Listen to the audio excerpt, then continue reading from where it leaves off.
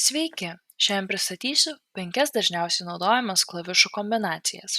Klavišų kombinacijos, arba dar kitaip spartieji klavišai, yra sukurti tam, kad palengvinti bei pagreitinti kasdieninį darbą. Su jais galima pasiekti tam tikrą puslapį greičiau arba įvykdyti tam tikrą operaciją. Šiandien aptarsiu šiuos 5 sparčiuosius klavišus. Tai pirmiausiai Alt plus T.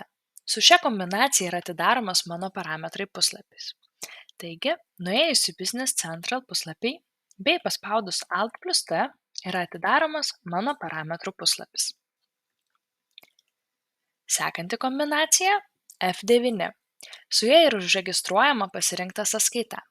Pavyzdžiui, nuėjus į sąskaitų faktūrų puslapį bei pasirinkus norimą sąskaitą, spaudžiame F9 ir yra užregistruojama sąskaita. Sekanti kombinacija Alt plus F3.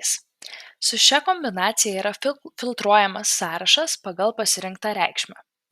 Pavyzdžiui, nuėjus į prekės puslapį, noriu, kad man atfiltruotų tik aptarnavimo paslaugas. Pasirenku aptarnavimas reikšmę bei spaudžiu Alt F3. Yra išfiltruojamas sąrašas ir paliekamos tik atitinkamos reikšmės. Sekanti kombinacija F8. Su ja yra nukopijuojama reikšmė iš prieš tai buvusio langelio.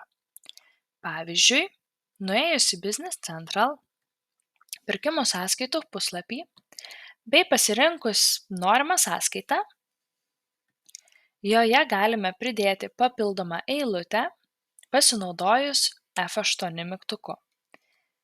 Tokiu būdu yra nukopijuojama reikšmė iš viršutinio langelio. Sekanti kombinacija Alt F7. Su šia kombinacija yra rikiuojamas sąrašas pagal pasirinktą stulpelį.